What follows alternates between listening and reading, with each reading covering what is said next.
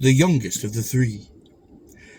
My grandmother once told me a story of a king who fell sick in his royal palace. All the doctors and magicians of the county gathered to consult, but they found no remedy. An old doctor, however, who was well versed in magic, said, "There is only one remedy for our king. There is a certain garden in India, and in it a tree upon which grows the apple of life. As soon as the king eats an apple of that tree, he will be healed and become as sound as a newborn babe." "But I have heard," answered the king, "that certain giants guard the tree, and they pick off the fruit as soon as it is ripe, so no mortal can get it." Now the king had three sons standing nearby, and the eldest said, "Long live the king! I will go, and I will bring the apple of life for you." And he took leave of his father. After a long and perilous journey, he came to the tree, which bore the apple of life. But the night on which the fruit ripened, a sound sleep overpowered his senses, and the giant came, and he picked off the fruit and went away. And in the morning the lad, seeing the apple had been picked off, returned home to tell of his ill luck. The following year, the second brother undertook the expedition, but had the same unfortunate sleep during the critical night. The third year, the youngest of the three brothers said to his father, "Long live the king! I will go, and I will bring the fruit." "Why," said the king, "your older brothers failed, and do you think you will succeed?" But the lad importuned the king again and again, until he gave him permission to go.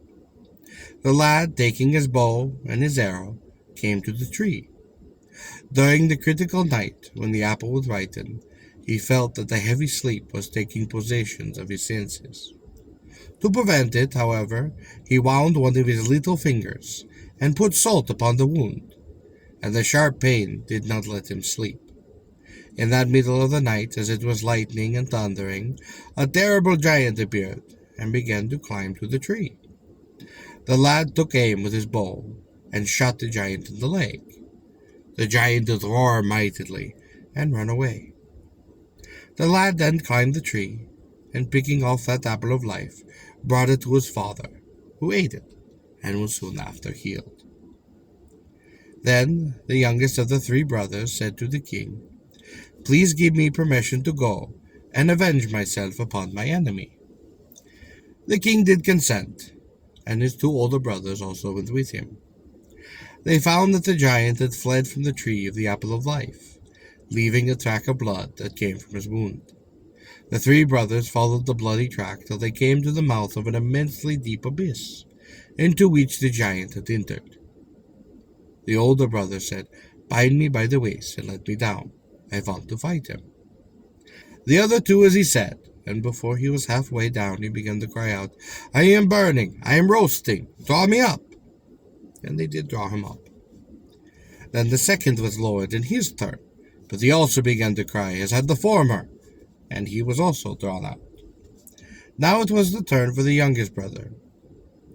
He said, "Let me down, and the more that I cry, I am burning, I am roasting, you must let me down farther." So they did, and the more he did cry, the more they let him descend, until at last he reached the bottom, and he began to ramble about. Soon he saw a terrible giant lying down, with his head upon the lap of a beautiful maiden, so beautiful that she seemed to say to the moon, "Moon, you need not shine, I am shining." She was working with a needle, and before her a golden rat and a golden cat were playing within a golden basin. The maiden, seeing the lad, that spoke, "Human being, neither the snake on its belly nor the bird with its wing dare to come here. How could you venture to come?" "Your love brought me hither," answered the lad. "O young man," said the maiden, "if you love your life, go away, because of this giant who is sleeping now.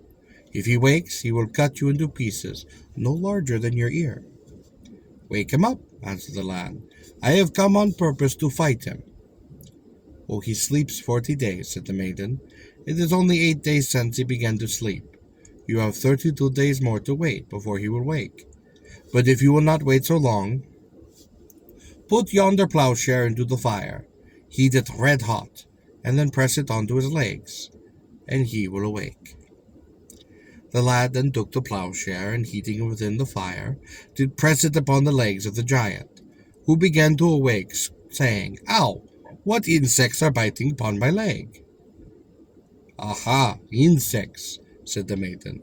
"Get up, a human being has come to fight you." The giant did open his eyes, and seeing the lad, he exclaimed, "Oh, what a delicious breakfast this morning!" "Get up, monster," said the lad. "Let us see whom fortune will favor, you or me." They did prepare their bows and their arrows. "You shoot first," said the giant to the lad. "Not I," said the lad. "You shoot first." The giant did shoot, but the lad avoided the arrow most cleverly, and it passed by without hurting him. It was now his turn.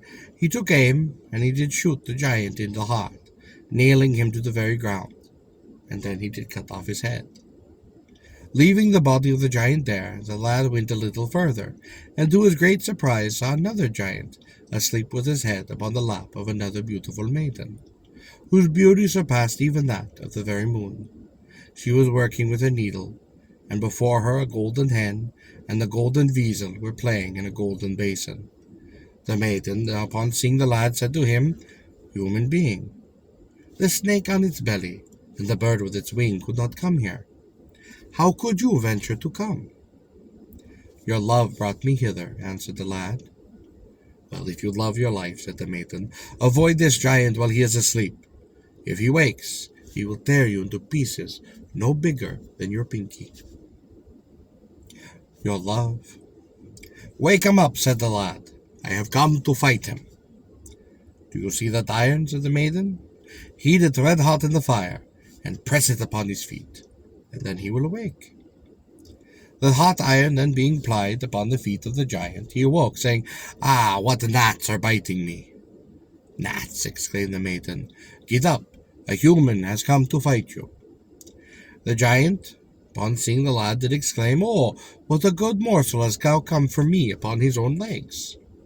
"Come," said the lad, "let us see whether fortune will favor you or no." They fought, and this giant was also killed as the former had been. The lad then cut off his head, and leaving the dead body, did go away.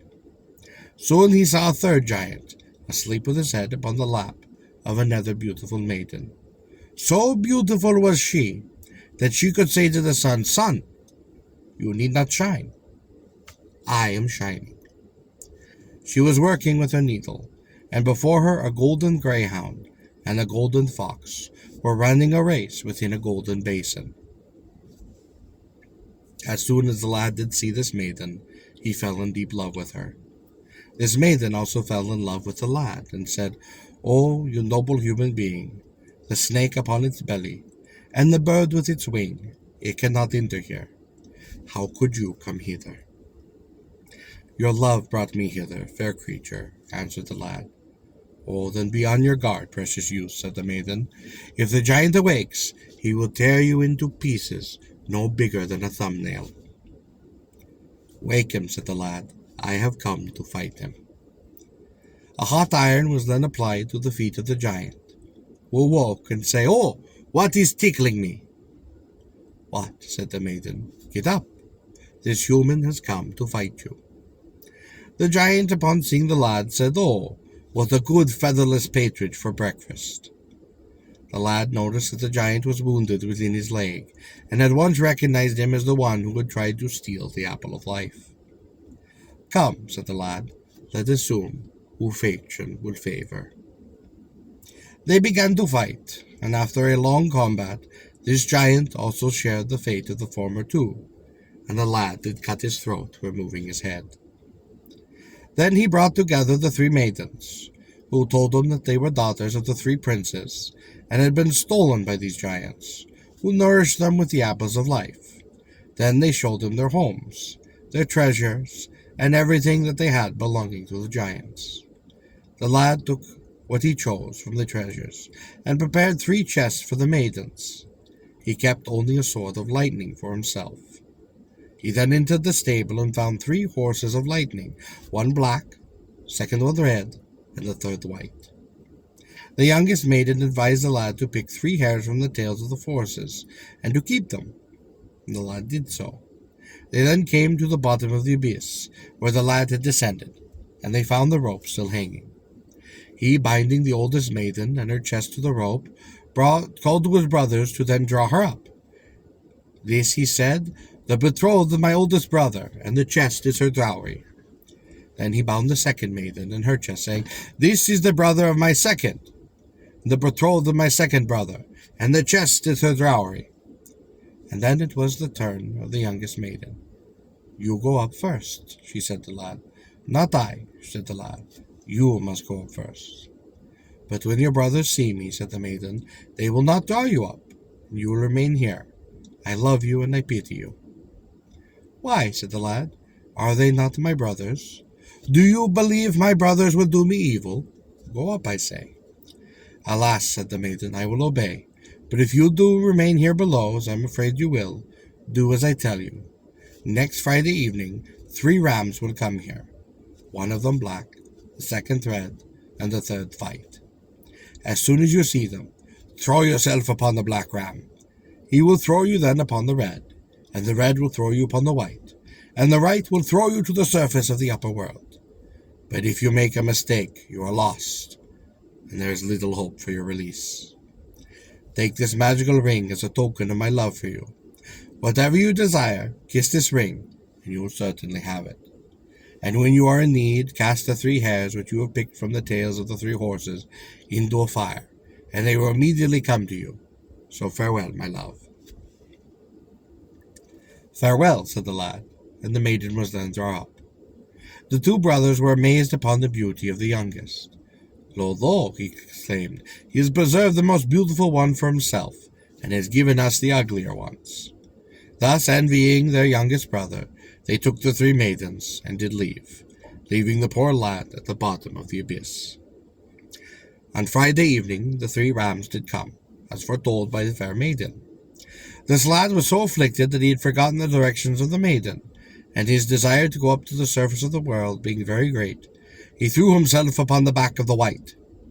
But in turn it threw him upon the back of the red threw him upon the back of the black, and in turn it threw him down into the world of darkness.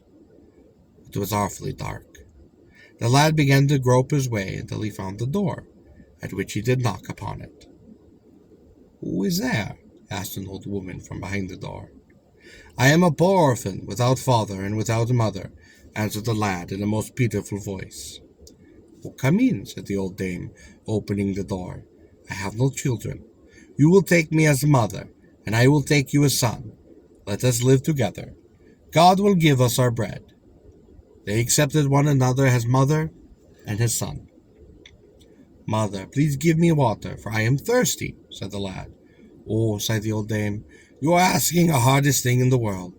We have no water, son. Be patient till we get some." "Why have you no water?" asked the lad, surprised.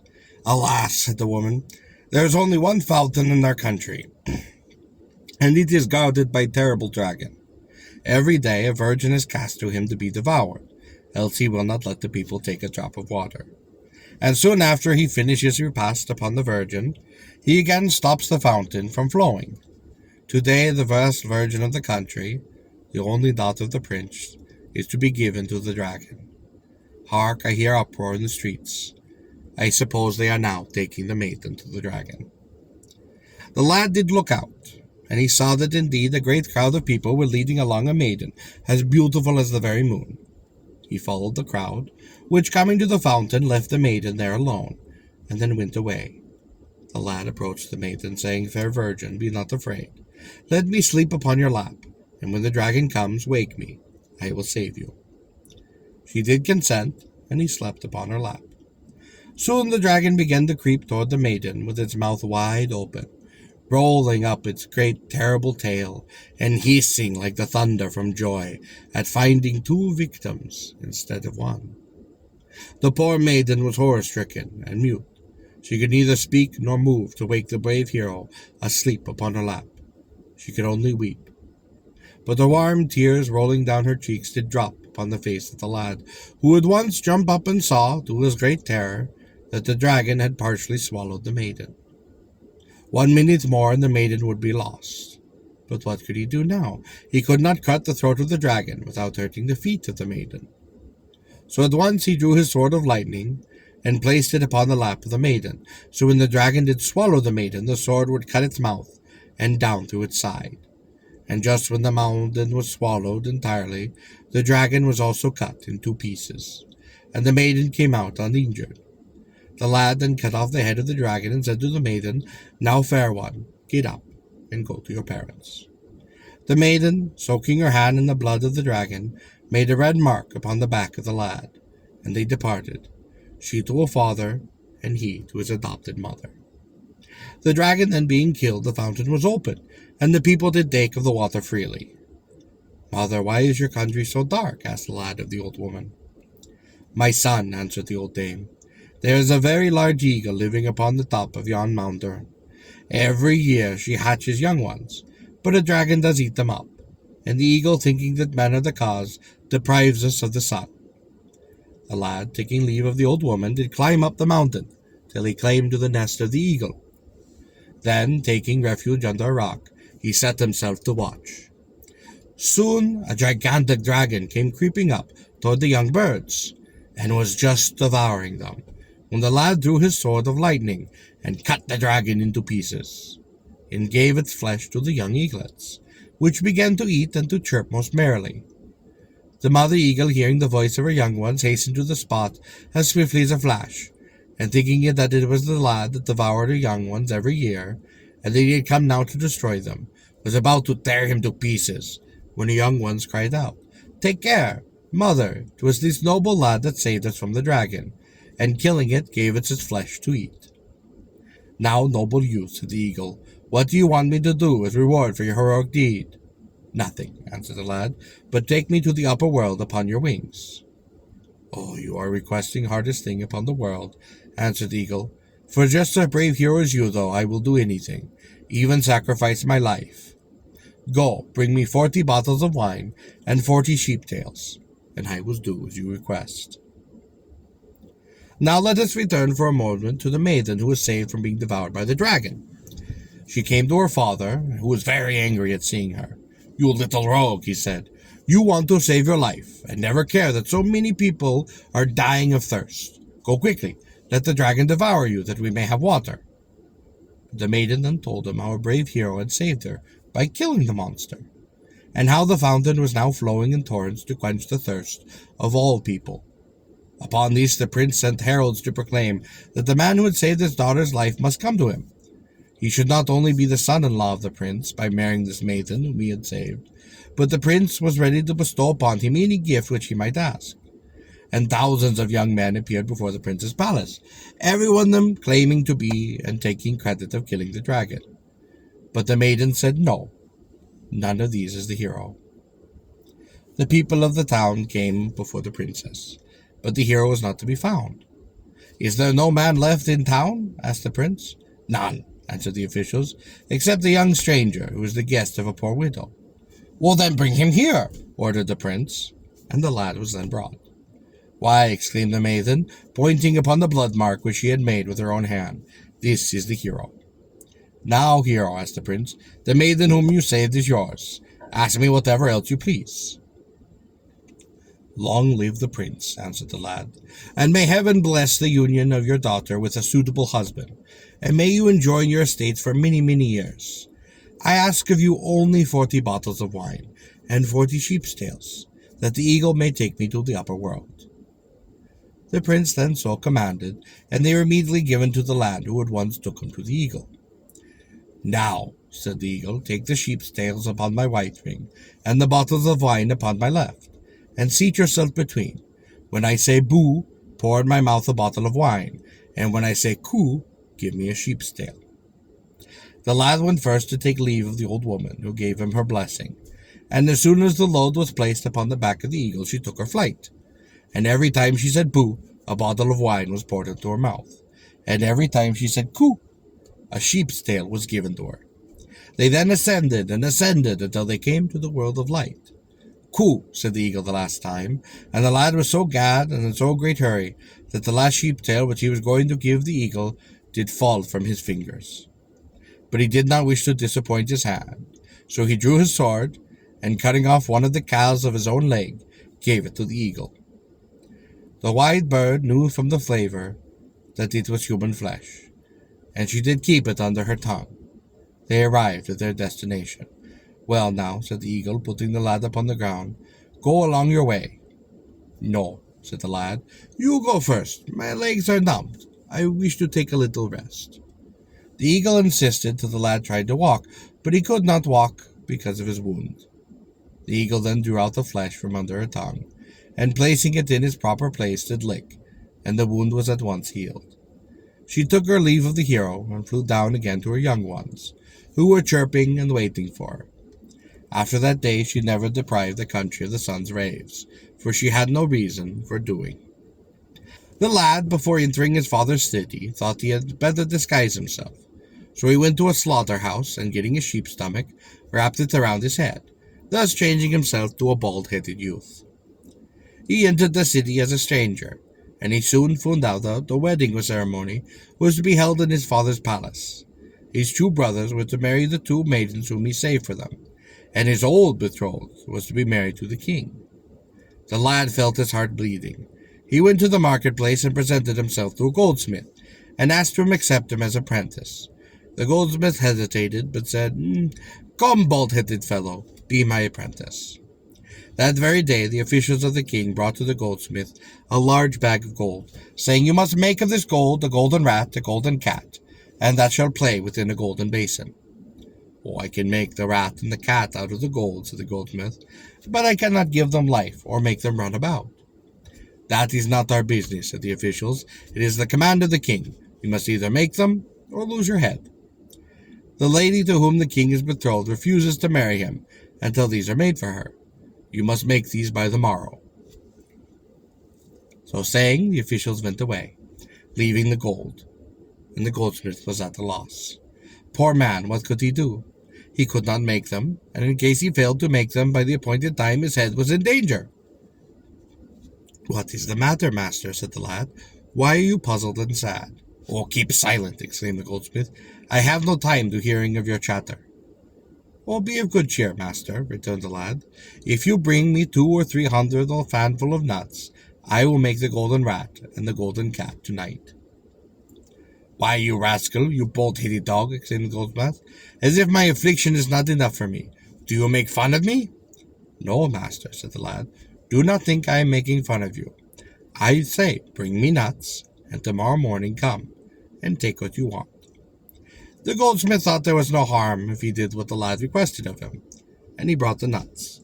That night he could not sleep at all, and very often he came to the door of the shop to listen to what the lad was doing, and he heard nothing but the cracking of the nuts, which the bald-headed apprentice was eating all of the time. At daybreak the lad took out of his pocket the magic ring, which was given him by his betrothed as a token.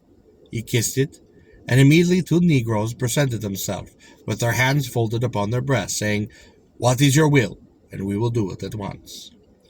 "Bring me here," said the lad, "the golden rat and the golden cat, which I saw playing upon the golden basin."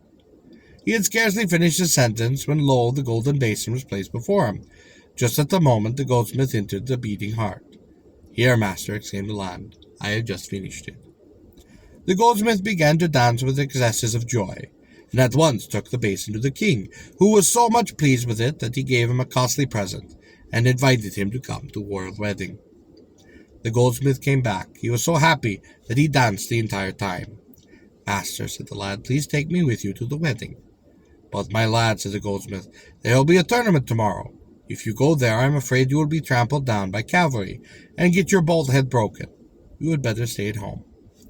On the following day the goldsmith went to the tournament, and the lad cast the black horse's hair into the fire. And lo, the black horse of the first giant, whom he killed, came neighing with a suit of black armor upon his back. Immediately the lad put on the suit of armor, mounted the horse, and thus, being changed to a black knight, he rushed to place of the tournament. He vanquished all the princes and all of his brothers, and unhorsing his own master, disappeared. leaving the spectators in utmost surprise. He came then to his home, and changing his clothes was the same bold-headed apprentice. In the evening when the goldsmith came, he had implored him to tell him what he had seen, and he began to describe the tournament. But the unexpected thing, said he, was the appearance of a black knight, clad in the armor at all points. Whether he was a fairy or human being, I cannot tell. He vanquished all the princes, the knights, and disappeared in a hurricane, after unhorsing me too. Alas, exclaimed the lad, shaking his head very sadly, as if he understood nothing. Now let us return to the maiden. She, seeing the golden rat and the golden cat and the golden basin brought to her, was assured that her betrothed had come from the infernal regions up to the world of light. I will not marry you, she said to the king, until you get me a golden hen and a golden weasel playing in a golden basin. So the king sent his order to the goldsmith, who promised to make them, first getting the consent of the bald-headed apprentice, who brought him nuts, and the lad kissing the magic ring, and the two negroes again appeared, who immediately brought the golden hen and the golden weasel playing in a golden basin. The goldsmith took them to the king, who invited him to the second day's tournament. The lad again asked leave to go with his master, the goldsmith again refused him, and soon after the goldsmith fainted. However, the lad cast into the fire the hair of the red horse, which immediately made its appearance, with a suit of red armor upon his back. The lad then changed his clothes and mounted the horse, which immediately ran to the place of the tournament, and at once vanquished all who were there, and unhorsed his own master. The lad then disappeared, and coming home changed his clothes, and was again the bald-headed apprentice. In the evening the goldsmith began to describe the tournament, and once more the apprentice listening to his story with great surprise and with great seriousness. The maiden was now sure that their betrothed had come, for no one else could do these things. And then on the following day she said to the king, I want you to get for me the golden greyhound and a golden fox, running in a race upon a golden basin, else I will not marry you.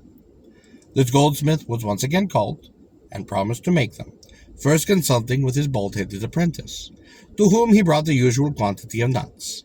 The lad then cracked and ate the nuts till morning, and at daybreak he kissed the magic ring, and for the third time the two negroes appeared, bringing both the golden greyhound and the golden fox, running a race upon the golden basin. The goldsmith at once took him to the king, who invited him to the third day's tournament. The lad then cast into the fire, this time the white horse's hair, which was the third giant's horse. Immediately it stood before him with a suit of white armor upon its back.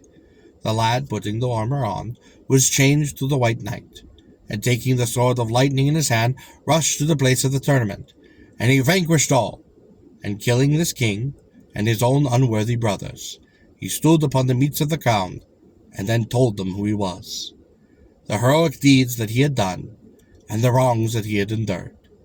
The people, being tired of the tyrannical king, immediately hailed the youth as their monarch. He married his betrothed, and gave the other two maidens in marriage to two of his best friends. Thus he retained his wishes, and may heaven grant you that you may attain your wishes. For 3 apples fell from heaven, one for me, one for the storyteller, and one from him who entertained the company. Have a blessed and wonderful day.